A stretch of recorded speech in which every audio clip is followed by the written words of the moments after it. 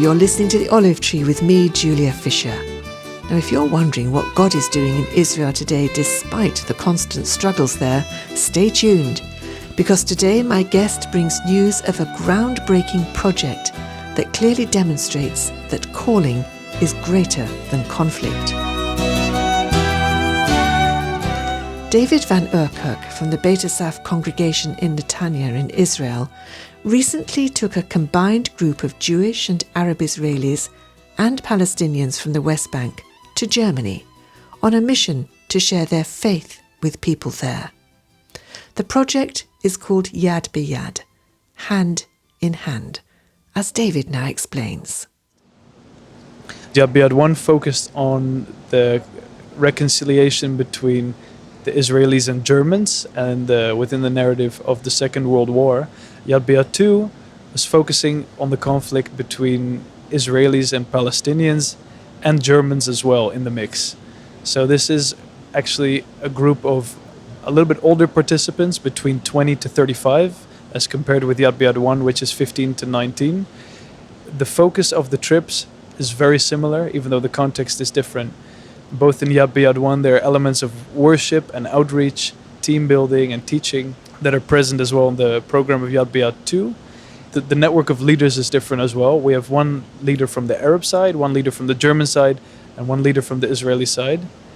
And then Evan and Mala and Susanna joined as well as spiritual fathers and mothers. They came along for good pastoral care as well.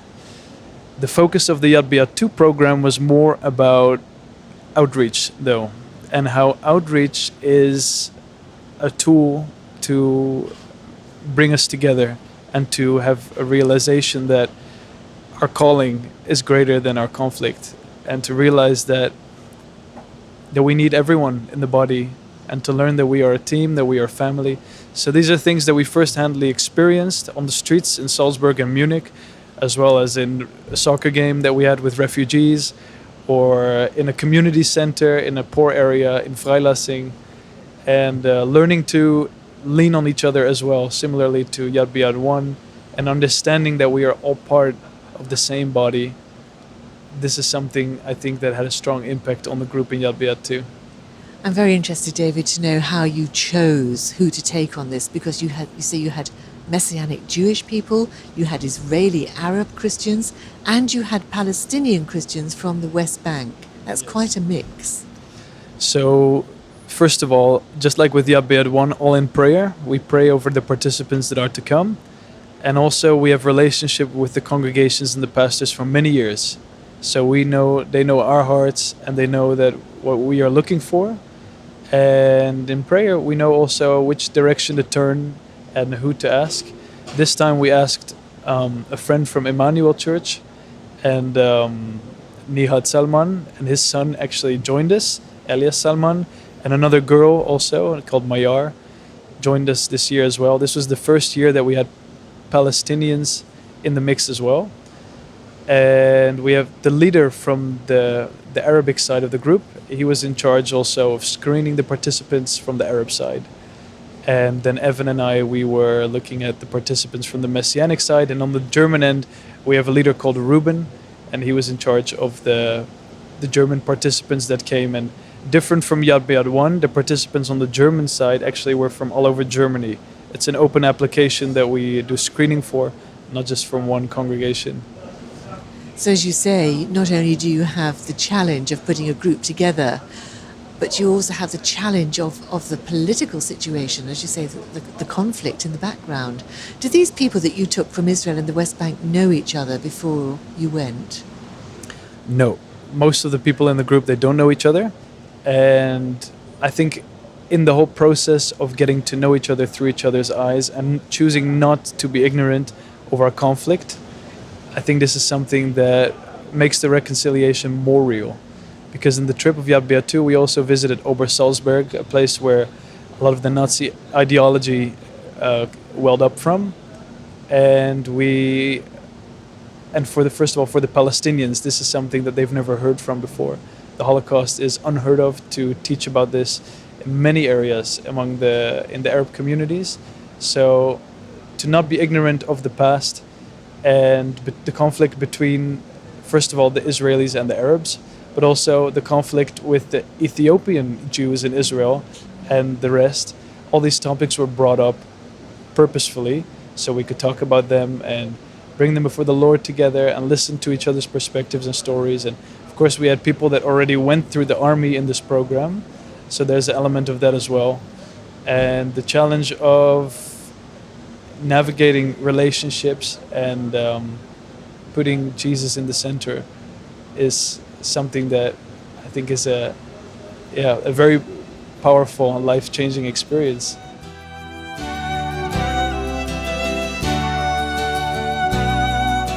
It sounds immensely challenging.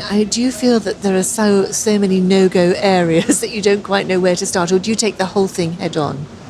No, actually, every time that we think not to go into something, someone in the group brings it up, or Evan or Susanna, because we love to provoke and we love to challenge, because we know that God's grace is enough and we don't need to hide parts of ourselves or of our history, because we've seen over and over again that Jesus is bigger than those conflicts. So what changes did you see in people over the 2 weeks you were in Germany? Well, we saw people come out of their shell. People become more like themselves, actually. From the people that I know from the Messianic side, they were just opening up, getting so touched by God's love through their friends from other areas. And also the whole element of outreach and learning to become more active in the faith and doing that together with people that you never thought you would go on the streets with like this.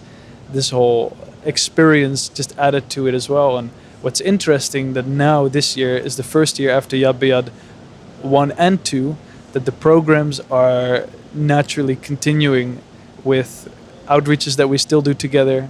I know on the Israeli and on the German side, the groups are meeting in reaching their cities together, and even worship. We're hearing now, a few days ago, one of the participants said that he's starting to make Arab and Hebrew medleys in worship and posting them in online forums, and the Israelis from the team are helping them out with that. And just a lot of fruit and the growing of a family and community we see a lot more this year.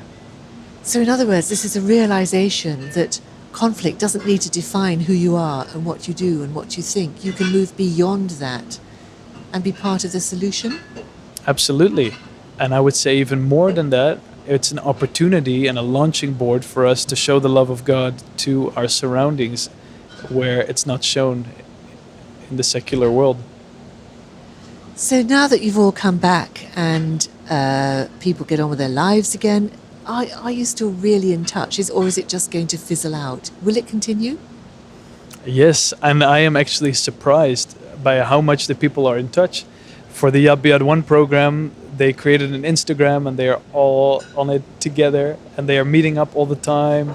We are speaking in different congregations, actually. We spoke in Beit Asaph. The whole team came together for this. We are speaking next month in another congregation from Carmel with the whole team, leading worship together. The Yad B'Yad 1 and 2 teams, interestingly enough, are meeting for outreaches also, that they're worshiping together on the streets. And just the connection between the programs as well is something that is really special. For Yad B'Yad 2, we see that strong friendships are built with the Palestinians, the Israelis, also the Germans that are coming to visit soon again, and just a sense of community and family that we experience now, I feel, is stronger than the years before, and a good sign to where this is going in the future. This is clearly something that God has put on the hearts of you and the people that are involved. So what do you anticipate seeing coming out of this, and how do you anticipate you're going to do things in the future? And how do you anticipate that it's going to start impacting secular Israelis and secular Arabs, both in Israel and in the West Bank? It's a great question and something that burns on my heart very much. And I know the same for Evan and Susanna as well, and Mala. We know that there's a lot of opportunity in what we've learned from the past years, and naturally seeing groups taking initiative themselves to come and meet and to worship together in public places, or just to come and visit each other's congregations. and to reach out with the message of reconciliation and love and of Yeshua. I think this, first of all, is a sign of where it's going. Secondly, we see that a lot of the direction for Yad B'Yad 1 and 2 is about a focus about a community, a growing community, that the people that have been on these experiences and on these trips are like a core of that, and being able to invite their friends, non-believing and believing friends, to take a look and see what's going on here. The testimony of this, we know already, what we've heard, that each in our own social circles has an authority to share about what we've been through, and so much fruit and openness that we are receiving from our peers. And our dream and our vision for the future for Yad B'Yad very much as well is growing this family, nurturing this family, and just seeing more people catch on to what God is doing in this hour. So despite all the politics, everything that we hear on the news, this is something new that is emerging, for sure. It is. And I believe that over the upcoming years, we will see more and more of these kinds of frameworks, because simply this is what God is doing, and we see that there's so much fruit, and in the end, it's something that brings His kingdom so close to believing and non-believing worlds. So it's a great privilege and honor to be able to serve together like this, and to see the love of God manifest in our relationships and in our activation together. You've been listening to David Van Owerkerk from Israel, and we will be following this story.